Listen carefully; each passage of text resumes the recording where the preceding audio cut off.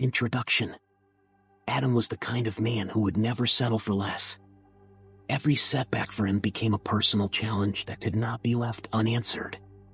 In his 30s, he had already lost his dream job, said goodbye to a girl who seemed to be the one, and was on the verge of depression. His outlook on life could be compared to a long-extinct fire. The embers were still smoking, but the fire had long since died out. "Well, life, are you going to make it rain now?" Adam glanced sarcastically at the sky, which was already covered with heavy, threatening clouds. He threw his backpack to the ground and leaned against the trunk of a tree. The forest was strange. Everything seemed ordinary: tall pines, dense shrubbery, soft moss underfoot. But every sound, every crunch of a branch seemed to whisper, "You're a stranger here." He hadn't planned the hike. He just packed at random and drove far away from people. The forest pulled with its silence, as if there were answers to be found there. The backstory. Adam has always been afraid of one thing: being ordinary. As a child, he was teased for his weakness, as a youth for his ambition.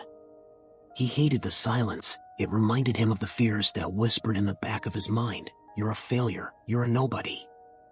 His parents had always supported him, even though he thought they were boring. They said he was chasing too much and forgetting to live. But is it a crime to want more? Yet all their words echoed now as he sat in this wilderness. No home, no stability. Just him in this mysterious forest. Part 1, a call to adventure. The sun was already hidden behind the crowns of the trees, leaving the forest in a frightening semi-darkness. Adam was about to start a fire, but something made him freeze. A deep, seemingly ancient sound cut through the air. It sounded like a voice, but not human, more like an animal. "Who's there?" He exhaled hoarsely, turning around. The forest responded with silence. A firefly flickered in the distance. Not an ordinary one, but bright, like a small lantern. It couldn't be human. "Damn, this is definitely a bad idea," Adam muttered, but his feet were already leading him after the light. The forest seemed to move. The trees grew closer, branches reaching out to him like hands, and the air was filled with the heavy smell of dampness. Every step echoed, making his heart beat faster. "You felt it, didn't you?" came a voice. Right behind him. Adam turned around, but there was no one there. "Who's there?" he gasped, and the voice, like a taunt, whispered again. "Only those who seek answers." Part 2, crossing the first threshold. Adam froze. It was as if the forest had slid apart in front of him, revealing a path that hadn't been there a second ago. The light ahead now pulsed, beckoning.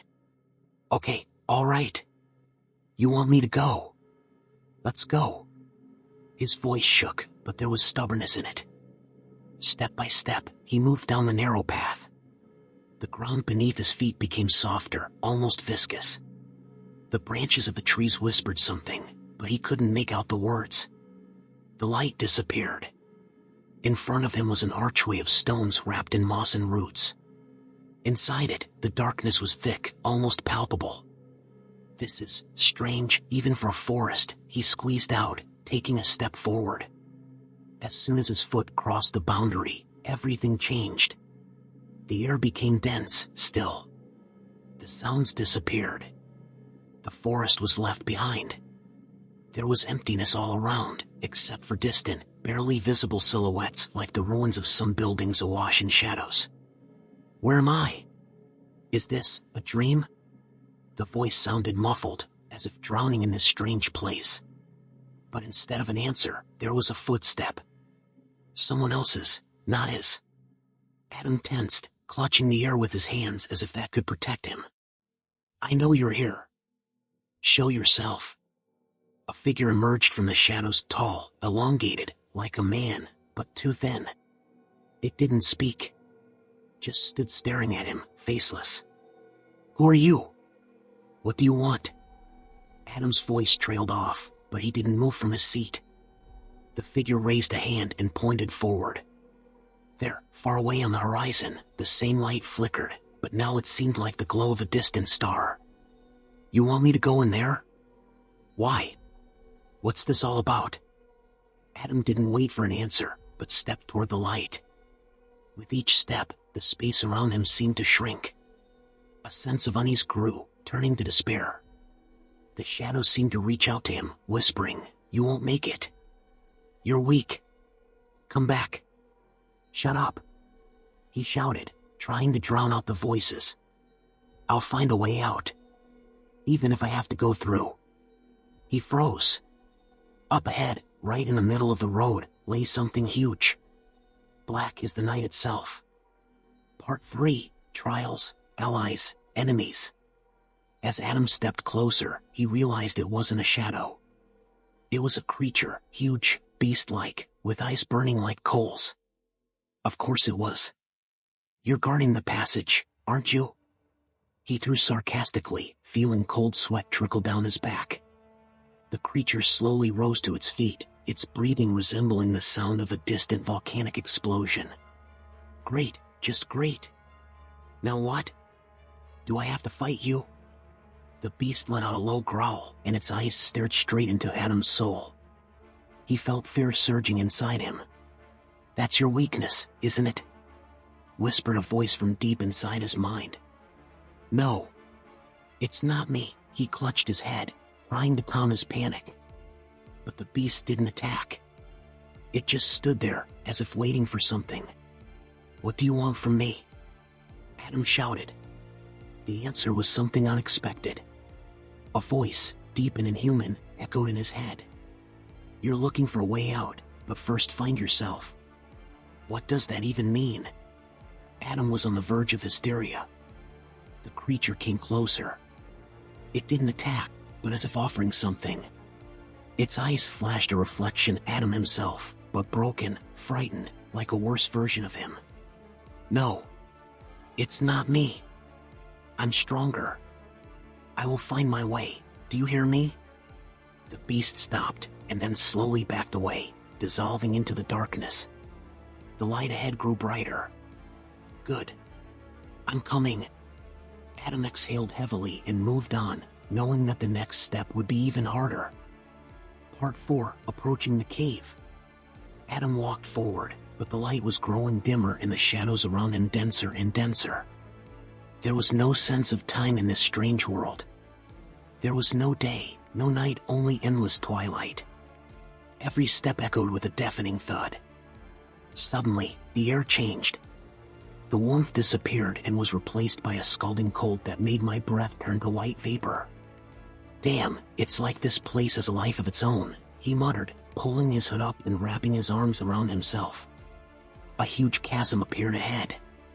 Rocks gaped at the edges, their sharp edges resembling fangs. At the other end of the chasm was a cave, with a faint, wavering light coming from it. That way, of course, Adam grinned wryly. It could have been easier. But there was no turning back. He turned around and noticed that the path he had come on had disappeared. Only black emptiness behind him. "Well, let's see what you have in store for me, Forrest." He took a step forward, but there was nothing under his feet. The abyss swallowed him up. Adam screamed, feeling the air whistling around him. But the fall lasted only a moment. He landed on solid ground, but felt no pain. Looking around, he realized he was inside the very same cave. The walls pulsed with a faint reddish light, as if liquid was flowing inside them. There were oddly shaped rocks on the floor, as if something had been carved out of them. "Why am I here?" he whispered, feeling the fear return. The voice he'd heard before came again, now much louder and closer. "This place will show you the truth. If you have the courage." "The truth? About what?" In response, a light flashed before him, and the cave filled with images. He saw himself in an office, at a computer, with a tired face. Then scenes from the past, a fight with a girl, her face full of disappointment. His parents sitting in the kitchen, their sad eyes when he said he was leaving. "Enough!" Adam shouted, trying to turn away. But the images kept flashing around him, as if he was being shown what he himself was trying to forget. "It's your burden," the voice was merciless. "You carry it with you. Everything you ran from, everything you rejected. Are you ready to face it? I don't know. Then you'll stay here. Forever. Part 5, the greatest test. Adam fell to his knees, panting. The cave seemed to shrink around him, its walls shimmering ever brighter. I can't. I'm just a man. I'm not a superhero, not the chosen one. I was just trying to live. And that's your choice. Accept yourself as you are, or give up everything. He looked up, his eyes full of despair. Something had changed in the images flickering around him. Now he saw not only his mistakes, but also moments of happiness. The first time he kissed a girl, how he laughed with his friends, how his mother told him she was proud of him. It's all me, he said quietly. The good and the bad. It's all me. As soon as he said those words, the walls of the cave shook and light filled the space. Fear vanished, giving way to a strange, warm peace. The same silhouette appeared before him, elongated and faceless. His voice sounded softer now. You have accepted yourself. This is the beginning. But remember, the journey is not over. The figure pointed to the exit of the cave. There is a reward waiting for you there. Adam stood up, feeling energy spill over his body. He took a step toward the light and the cave dissolved, leaving him at the edge of a new path. Part 6, the reward. Adam stepped out of the cave, feeling the air fill with freshness. The forest reappeared around him, but it looked different now. The trees were taller, their crowns shining with a soft golden light, and the leaves looked like crystals refracting the light. Beautiful, he murmured, stopping to look around. Up ahead, on a stone platform, lay an object that caught his eye. It was an amulet, shimmering with all the colors of the rainbow. It was as if it was calling to him, promising him something important. Is this my reward? Adam grinned, stepping closer. Well, let's see what you can do. As soon as he touched the amulet, the world around him spun. His mind filled with images, endless stars, shining galaxies, parallel worlds. He saw himself standing at a crossroads, each leading to a different destiny. The voice came again, but now it was softer, almost friendly. You have the key. It will open any door for you. But remember, every door requires a sacrifice. Sacrifice? Adam frowned. What are you talking about? You can go home. Or you can go further, to wherever you find the truth. Choice is yours. Go home, he whispered, clutching the amulet. Pictures from the past came back to his mind, his apartment, city streets, the face of that girl. Or finding out who you really are. He closed his eyes, feeling two desires struggling inside him. Part 7, the way back. Adam made a choice. Opening his eyes, he raised the amulet above his head and the world began to change shape again. The trees disappeared, giving way to an endless corridor lit by flickering light. Is this the way home? He asked, but there was no answer. He stepped forward. Every step he took echoed, as if the corridor wanted to remind him that there was no turning back.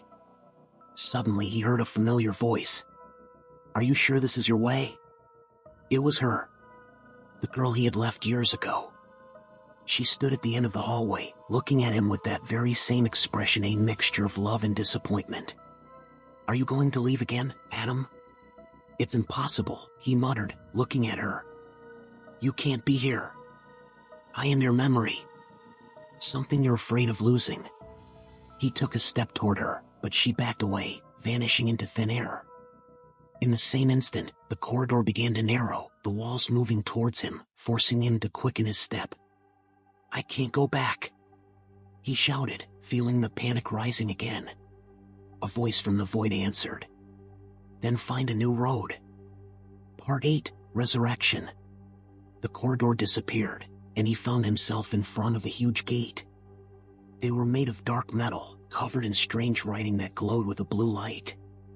Adam approached them, feeling the amulet begin to heat up in his hands. It was all leading up to this, wasn't it? He asked, addressing the invisible interlocutor. I've got to get through this. He placed the amulet against the gate. It creaked open and a bright light burst from within, blinding him. When his sight returned, he saw himself standing in the middle of the void. There was nothing there, no earth, no sky, just endless white light. "Is this the end?" he muttered, but his voice was drowned in the silence. Then a man emerged from the void. Or rather, a reflection of him. But it was a different Adam, confident, strong, as if from a world where he had made all the right choices. "You've come to understand."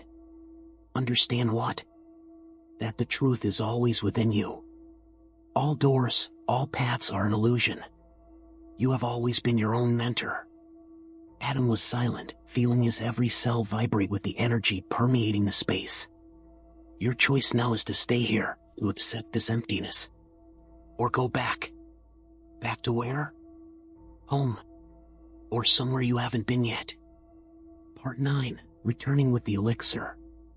Adam opened his eyes. He was in the forest again. The forest was dark, ordinary, and bird cries filled the air. Had it all been a dream? He asked, but his hand still clutched the amulet. He rose to his feet, looking around. The forest no longer seemed so frightening. He knew now that all fears were within him. "Thank you," he said, turning to something unseen, and headed forward. The light of the sun shone through the trees. Now he knew he could always find his way. Part 10. The shattering of an illusion. Adam moved through the forest, feeling strangely relieved. The air felt fresh and the forest no longer pressed its gloominess upon him. The amulet in his hand pulsed, but its light was beginning to fade. Was this it? Is this the end? He muttered. Now he'd just go home like nothing had happened. The road changed again, however. Forest ahead disappeared, giving way to the old town. Abandoned houses stood in utter silence, their windows gaping empty hollows. Not this, Adam shook his head, but his feet were moving forward on their own. The city seemed too real to be part of this world. On a street corner, he saw a familiar silhouette. It was his apartment, the same one he had left years ago. No, it couldn't be. But there was a lamp burning inside. Adam went to the window and looked inside. There sat himself, but not the man he was now. He was younger, staring pensively at the ceiling as if deciding something important. "You can come back," a voice came from right behind him. Adam turned around. There was that silhouette again, the same guide, but it seemed more human now. Go back to what? It was all an illusion. Perhaps it is. But illusion is what you call reality.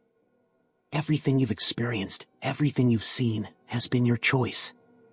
Adam squeezed the amulet. He could feel it getting hot now, as if ready to explode. What do you want from me? The answer. A final choice. You can go back to your reality, to your old life, forgetting everything you've learned. Or you can stay here, become part of this world. But remember, every choice has consequences. And if I refuse, then you'll disappear. As if you never existed. Adam laughed, his laughter echoing through the empty city. So that's what this is all about. This is a test. I choose. He squeezed the amulet as hard as he could and it flashed with blinding light. The world began to crumble around him, the city, the forest, even the sky itself shattered like glass. Epilogue, the last moment. When Adam opened his eyes, he was sitting at his desk. It looked as if nothing had happened. The monitor was glowing with an old project he had once never finished. He looked down at his hands. The amulet was gone. Had it been? Or had I lost my mind? He stood up, walked to the window and looked outside. The city was the same as before, but something had changed. A voice sounded in his head, "You're back.